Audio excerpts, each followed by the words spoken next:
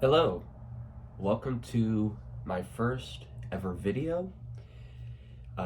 This is on an island vinyl, and really this will just be a good little introduction and just a fun little top 5 desert island jazz albums that I just consider to be straight playthroughs and absolutely fantastic. I obviously have way more vinyl than the average 26-year-old. I've been collecting since I was 11 or 12, give or take. And over the years, I've slowly adapted kind of my taste to most genres. I started off listening to classic rock, and when I was about 13 or 14, started playing trumpet. And actually, it was a little bit before that. I found the trumpet in 3rd grade, but started playing around 5th grade, so maybe 10, 11-ish. And ever since then, I have found some of these albums that have just really spoken to me, and I feel like could speak to a lot of other people. And that's exactly what I'm going to do here. Okay, so the first one that I have is, they're all classics, by the way. I consider them to be very amazing records, and these all range from about the very early 60s to the mid 60s. None of these albums here are from 1970 on, so just kind of keep that in mind. Okay, the first album I have is a Stanley Turrentine album with the 3 sounds called Blue Hour. I'm going to take this out of the plastic so you can see it better. And this album is actually a review copy, because on the title track here it says, "Please send me someone to love," and they did not have the rights to the song, so Blue Note had to shelve all these albums and change it to "I Want a Little Girl," or something around that wording. This album is an incredible sit down, chill, wine drinking album. It is very, very mellow, but the sax sounds are incredible. I mean, most Stanley Turrentine albums are very either upbeat or they lack production in a way, or to me, not a lot of his albums are very melodic. They kind of just feel like jazz standards, just one after the other. But with this group here, the sound quality is just incredible, and the reverb as well is really nice. I'm not sure if they recorded in a larger hall, but this is the front cover has them playing what seems like to be a big concert hall,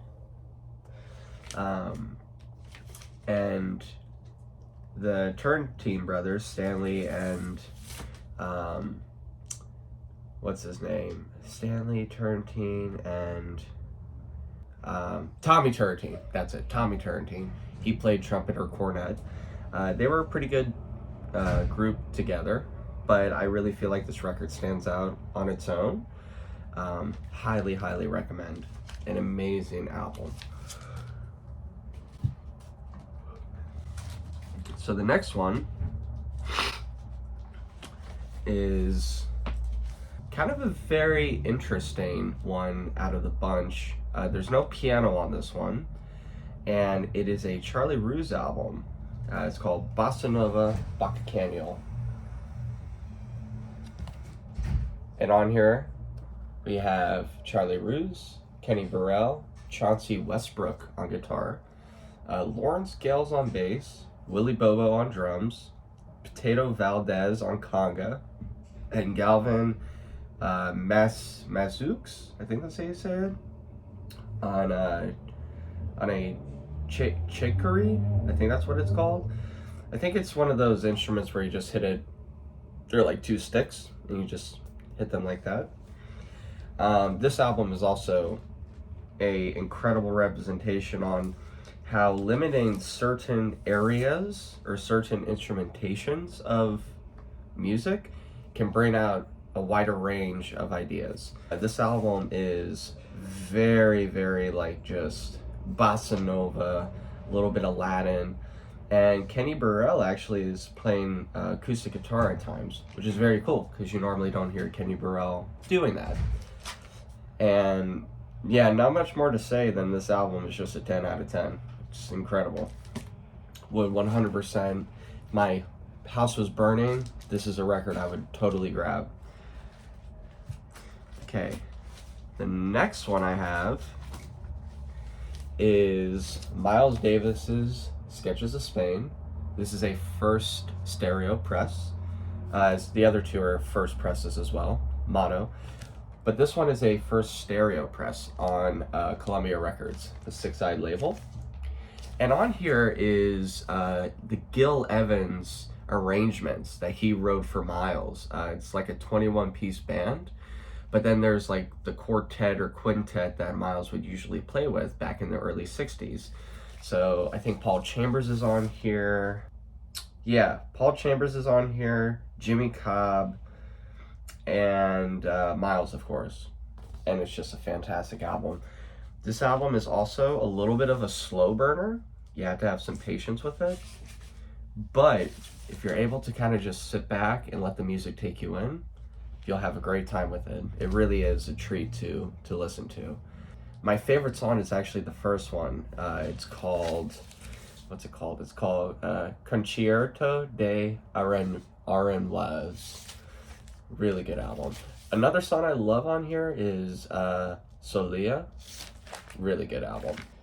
If you haven't already, try to find it, because first pressings are hard to find, but there are tons of reissues that sound just as great.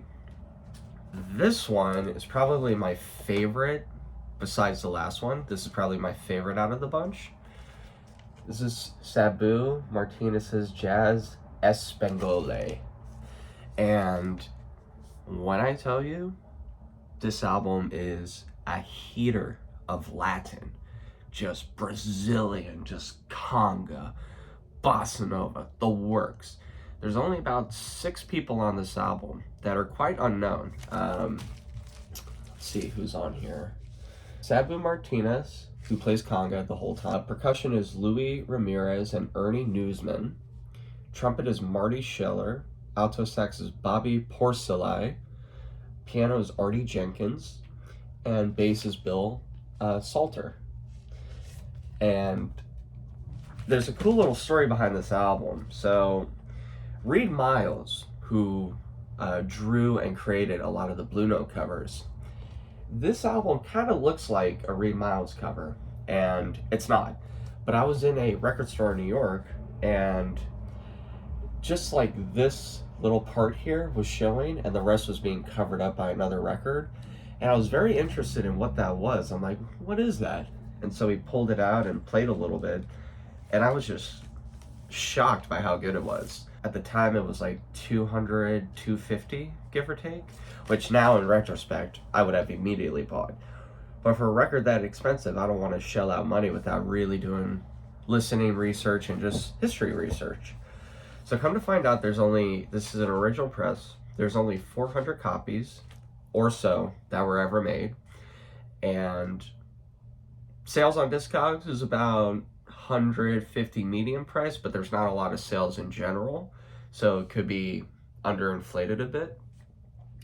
But this album, man, is just great. So I was at the store and I brought in a bunch of records to trade in, and so I really got this record for about $120, which really good score. But I played this all the time. You know, records are meant to be played, and this is a record that I play all the time. It looks beat, it looks so scratched, but it sounds like a VG Plus record. You know, records back in the day that were made like this have a certain quality to them that reissues do not have. Meaning, if you scratch a reissue, you're probably gonna hear it. But here, no. Very, very nice album. And I'm sure it's obvious what the last album is gonna be, but it is kind of blue.